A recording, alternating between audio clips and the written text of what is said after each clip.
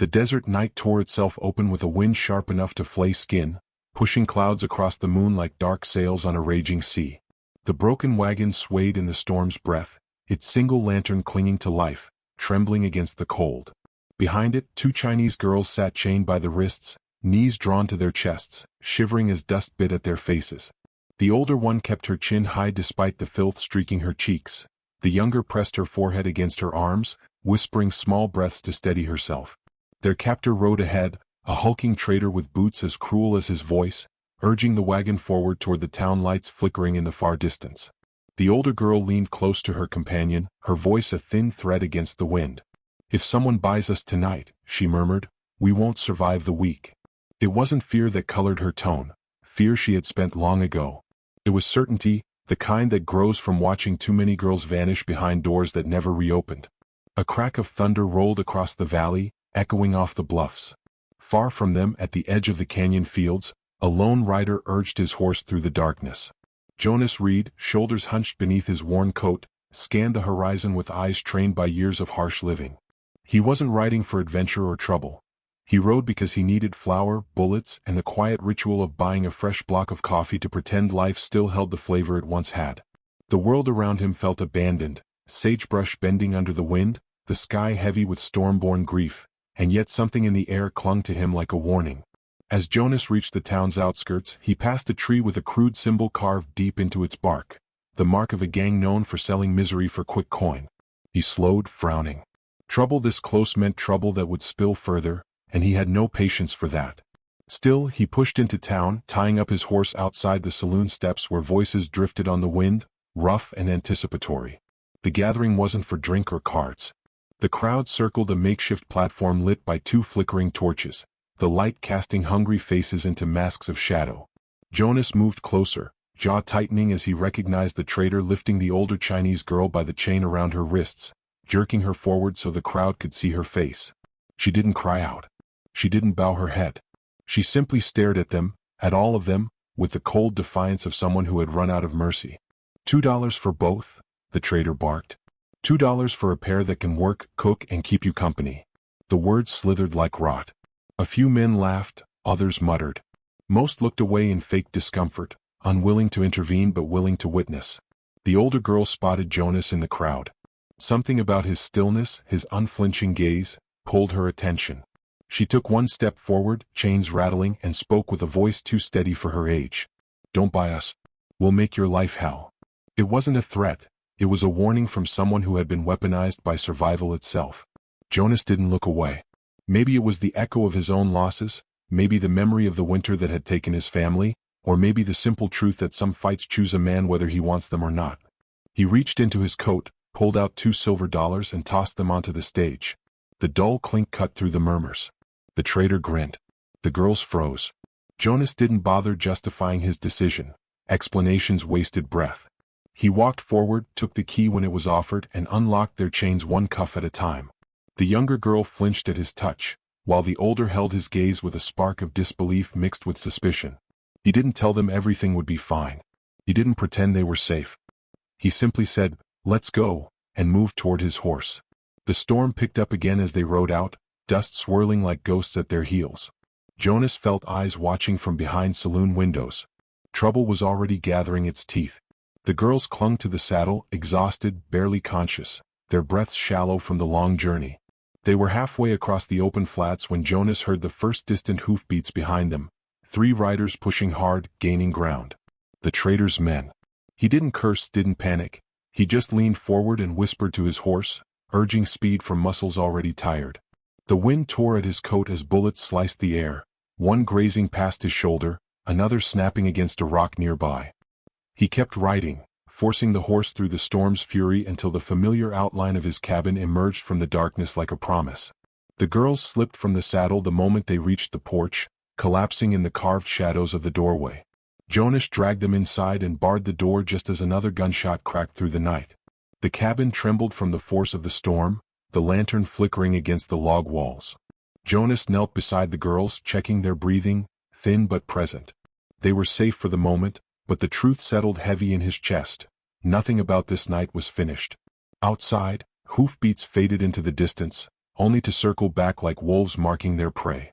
Inside, Jonas looked at the girls, fragile, stubborn, half-conscious, and realized what the warning in her voice had truly meant. His life had changed, and there was no turning back. The cabin walls held the storm's howl like a drum, letting only a thin ribbon of warmth circle the room where the two girls lay on the wooden floor. Jonas knelt beside them, wiping the dust from their faces with a damp cloth. Their skin was cold, their breaths shallow, yet neither surrendered to unconsciousness completely. The older girl opened her eyes first, gaze sharp and guarded, as though she expected shackles to snap back onto her wrists at any moment. Her hand instinctively reached for the younger girl beside her, confirming she was still there, still alive. The younger one stirred with a frightened gasp, curling closer. Jonas watched the exchange, noting the protective instinct in the older girl's touch and the fear trembling through the younger shoulders. He understood without needing their words. Whatever they had survived had carved deep wounds inside them. He brought water in a tin cup and set it down beside them, keeping his distance. The older girl pushed herself upright, every movement stiff with exhaustion and mistrust. Her eyes drifted to the door, then to the boarded windows, measuring threats the way a hunted animal measures escape routes. Jonas recognized that look. He had worn the same one years ago when grief had stripped his world bare. But he said nothing. Words rarely healed anything. Action did.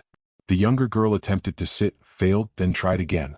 Jonas offered a hand but she recoiled, shaking her head with a quickness that betrayed habit, not choice. The older girl placed a steadying palm on her back and whispered something in their language, soft, rhythmic, meant to calm. Jonas stepped away to give them room, removing his coat and hanging it to dry as the storm rattled the shutters. The lantern flickered over their faces, revealing bruises, cracked lips, and the stubborn fire still alive in their eyes. When they finally drank the water, Jonas felt a subtle shift, small but deliberate. They hadn't accepted him, but they hadn't rejected his help either. Survival sometimes forced people into temporary truces. He moved to the window and lifted the edge of the curtain, scanning the darkness beyond the porch. The storm had swallowed the land, leaving only the occasional blur of lightning to reveal the emptiness. But emptiness could be deceiving. He knew the men chasing them wouldn't retreat easily. This wasn't a random sale. Men who carved symbols into trees didn't let property slip away without punishment. The thought tightened something in his chest. Anger, maybe, or a grim acceptance that he had walked into a storm not shaped by weather. He turned to the girls. "They'll come back," he said, his voice calm, matter-of-fact. "Not tonight maybe, but soon." The younger flinched at his tone, though he hadn't raised it. The older girl met his gaze with a glare that carried both distrust and a reluctant acknowledgement of the truth. She drew the younger girl closer, her body forming a shield. Jonas didn't blame her. He didn't expect gratitude. He only needed them to understand the danger looming outside the cabin walls. He prepared a simple broth, letting steam fill the room with the scent of herbs and the faint comfort of warmth. When he placed the bowls near them, the older girl hesitated, staring at him as if trying to decipher his intentions. Eventually she tasted it, then nudged the bowl toward the younger girl, encouraging her to eat. The way she watched Jonas while doing so, scrutinizing every movement, told him she wasn't letting her guard down for even a second. As they finished the food, Jonas tended to the fire, feeding it logs until its glow softened the room's hard edges. Heat seeped into the space, thawing the cold soaked into their clothes. For the first time, the younger girl's expression loosened, her eyes drifting shut as she leaned against her companion. Exhaustion claimed her quickly. The older girl stayed awake longer, her gaze fixed on Jonas with a strange blend of suspicion and curiosity. She was trying to decide what kind of man he was, another captor, a temporary shelter, or something dangerous in a different shape.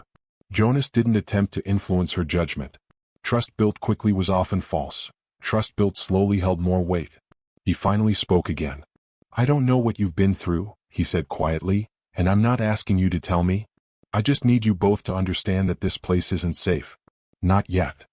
Her eyes softened for the briefest moment before hardening again, as though she had nearly revealed something and caught herself in time. The storm outside eased, the wind dropping to a tired whistle through the trees. Jonas could almost hear the silence repositioning itself around the cabin, preparing for whatever dawn would bring. Danger rarely struck only once. He moved his bedroll closer to the door, laying his rifle beside it. It wasn't meant to intimidate them. It was a promise to himself that he would meet the next threat head-on.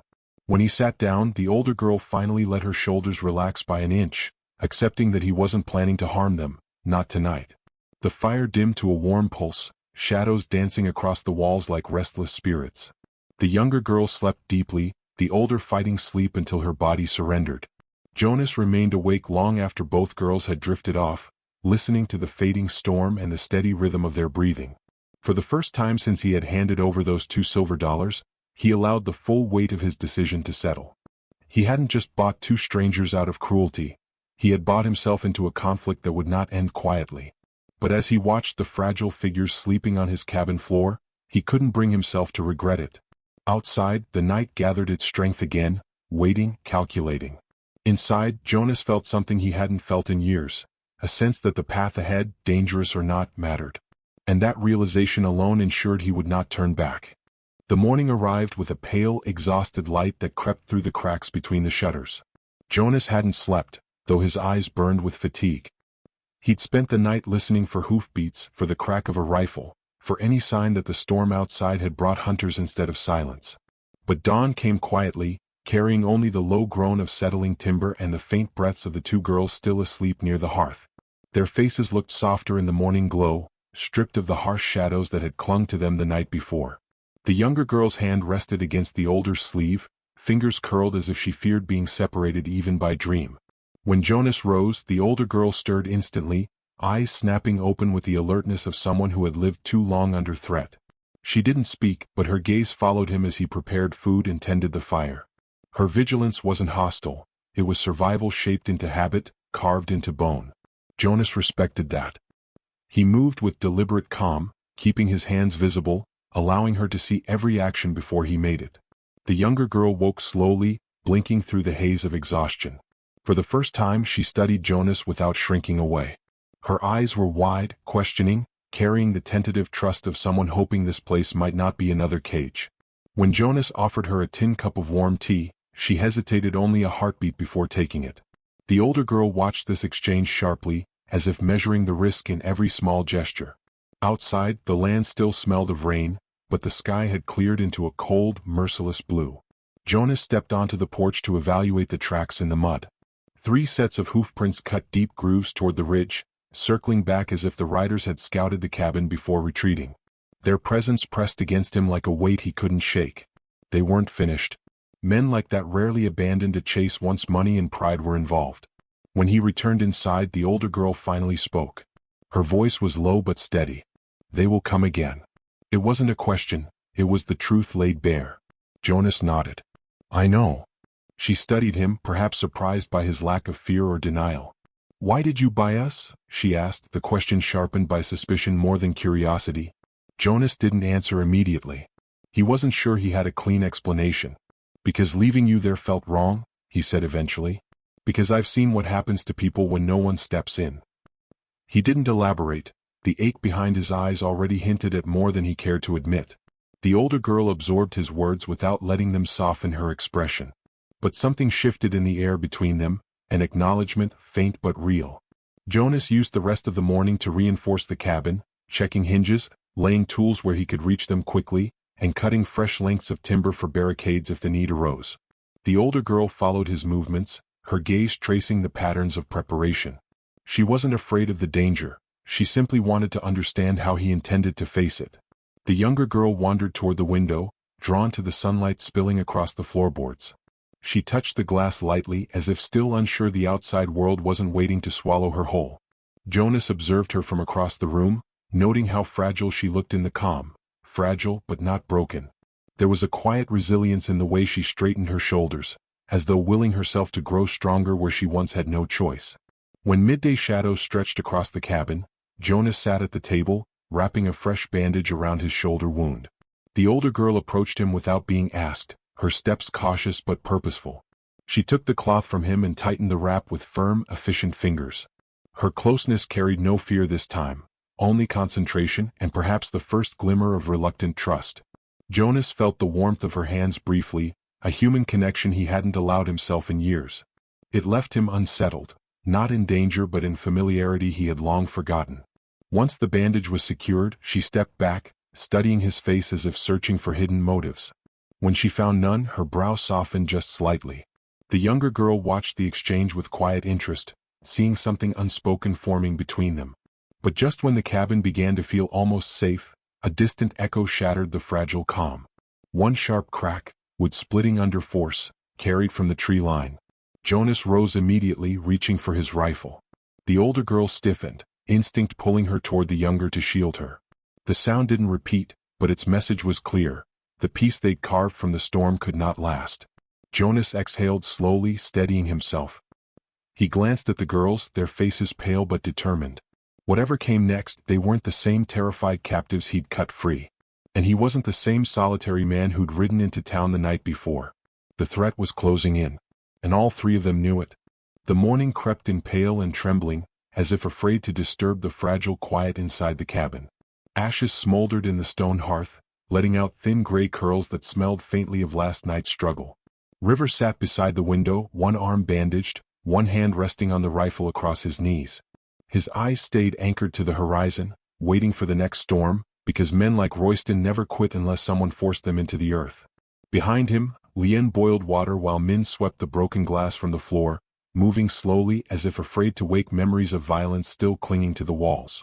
Neither sister spoke, but something unspoken pulsed in the room. Trust, fragile but no longer running from itself. When River finally turned, he studied them with a different kind of intensity. "He's not done," he said simply. "That man'll come back and he won't come alone." Lien tightened her grip on the kettle. Min's sweeping stopped mid-stroke. They didn't flinch from the truth. They faced it the way people who've survived worse always do, quietly with a steadying breath. River stood, holstered his revolver and stepped outside. Frost stung his lungs and the ground glimmered like crushed diamonds. He spotted the symbol carved into the pine post the night before, Royston's crude mark, a jagged spiral. A warning. A promise. By noon, tracks appeared in the distance. 6 riders coming hard, kicking dust into the winter air. River felt the weight of his rifle settle against his shoulder like an oath. Lien and Min joined him at the cabin entrance, both armed, not because he asked them but because they refused to be helpless again. The wind tore at their hair, carrying the metallic scent of approaching danger. River glanced at them with a grim half-smile. "Stay behind the barrels. Fire only when you must." Lien nodded. Min swallowed, but her eyes stayed sharp. The riders spread across the field like a dark tide. Royston rode at the front, smug and certain. "Boy," he shouted. "Hand him over and walk away. I'll even let you keep that little shack." River stepped forward, boots crunching the frost. "You already crossed that line," he said, voice calm, grave. "So you ain't leaving here with anything except regret." Royston laughed, but his eyes narrowed. He raised his hand. Gunfire erupted. The crack of rifles shattered the air. Bullets tore into the barrels, splintering wood into sharp, flying shards. River fired back, dropping the first rider cleanly. Lien took a second shot, hitting another man's shoulder and spinning him from his saddle. Min reloaded with trembling hands, but her focus never wavered. The field became a blur of muzzle flashes, hooves pounding and men cursing as they circled to flank the cabin. River shifted position, firing until smoke stung his eyes and the recoil numbed his arm. One rider reached the porch. River met him hand to hand, slamming him against the post before driving a knee into his ribs and throwing him down.